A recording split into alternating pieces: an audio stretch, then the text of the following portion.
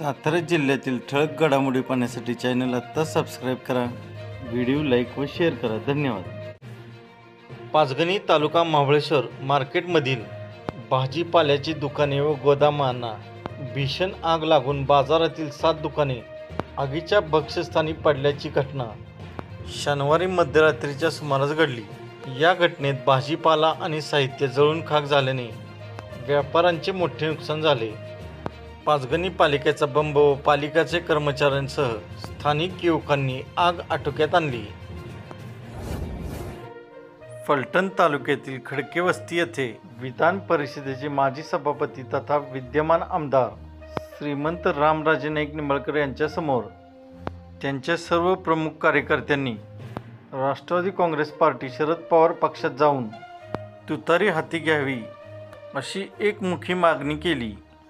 त्यावर श्रीमंत रामराजे नाईक निंबाळकर यांनी येणाऱ्या 2-4 दिवसामध्ये कार्यकर्त्यांशी चर्चा करून उपमुख्यमंत्री अजित पवारांना सर्व बाबी निदर्शनास आणून देत मग आपण तुतारी हातात घेऊ असे स्पष्ट मत त्यांनी व्यक्त केले.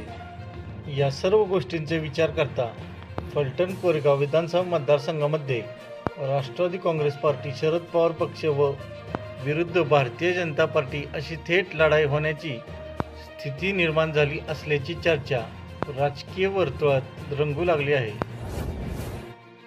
फलटण शहर पोलीस ठाण्याचे पोलीस शिपाई स्वप्नील मोरे यांनी ऑगस्ट 2024 मध्ये गहाळ झालेले मोबाईल फोनपैकी 57 मोबाईल फोन शोधून मूळ मालकाला परत केले.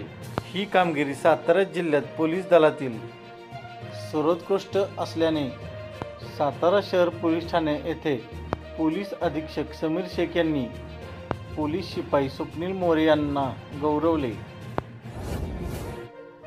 वाई खंडाळा महाबळेश्वर विधानसभा मतदारसंघात विद्यमान आमदारांनी सत्तेचे केंद्रीकरण करून मतदारसंघात दहशत माजवली आहे.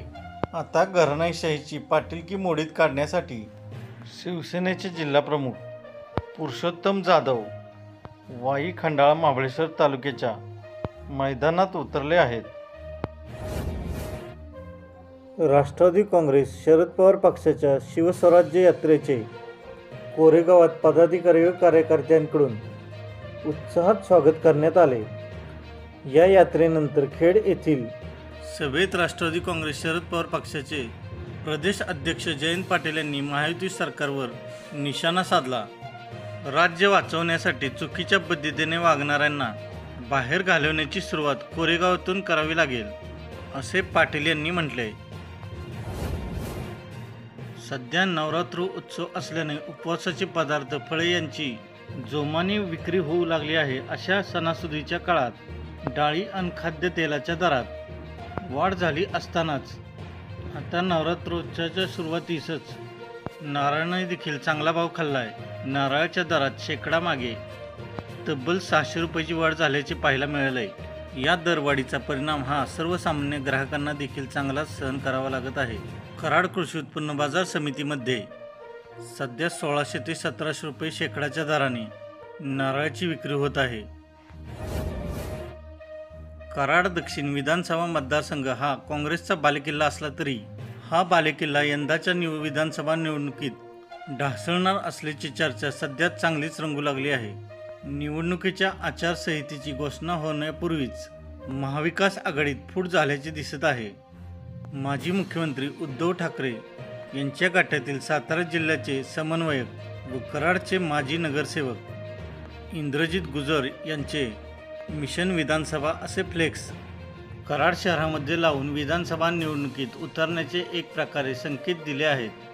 त्यांनी फ्लेक्सच्या आडून घेतलेल्या भूमिकेमुळे आमदार पृथ्वीराज चव्हाण यांची डोकेदुखी वाढली आहे.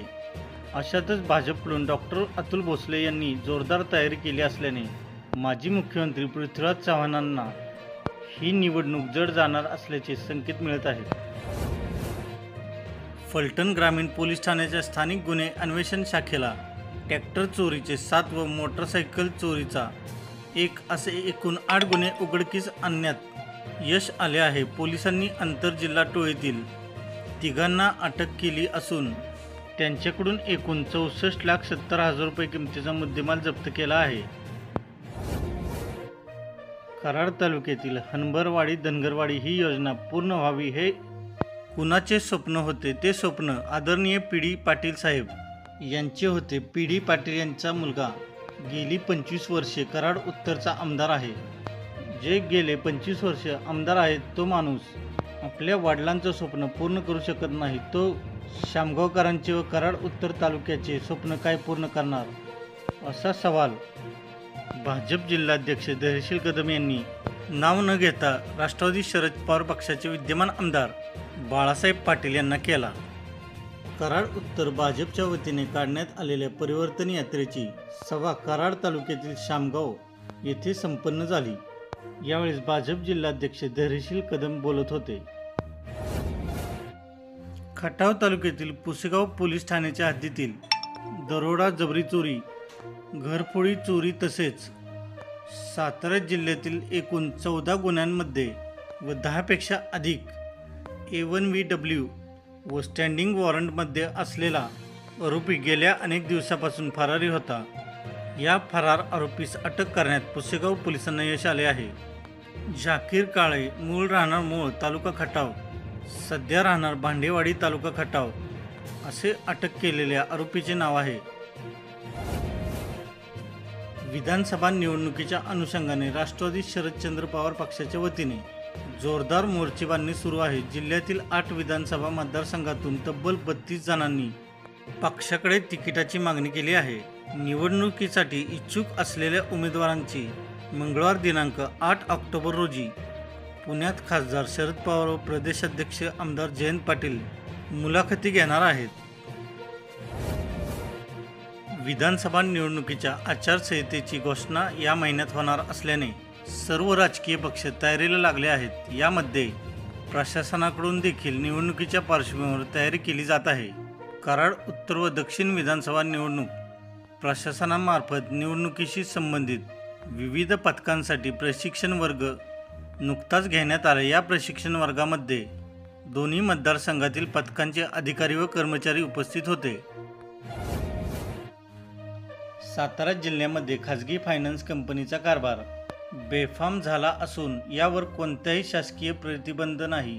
हा मनमानी कारभार तातडीने थांबवावा, अन्यथा शिवसेना स्टाईलने त्यांना धडा शिकवला जाईल, असा इशारा उद्धव बाळासाहेब ठाकरे शिवसेना गटाचे जिल्हाप्रमुख सचिन मोहिते यांनी दिला. याबाबतचे निवेदन त्यांनी शुक्रवारी निवासी उपजिल्हाधिकारी नागेश पाटील यांना सादर केले. खेड ग्रामपंचायत हद्दीतील वनवासवाडी येथील गावठाण हद्दीत उभारण्यात आलेल्या शेडचे अतिक्रमण जमीनदोस्त करण्यात आले. वनवासवाडी येथील एका दाम्पत्याने 2014 पासून वनवासवाडी गावठाण हद्दीतील ग्रामपंचायतीच्या जागेत अतिक्रमण करून शेड उभे करून वास्तव्य केले आहे.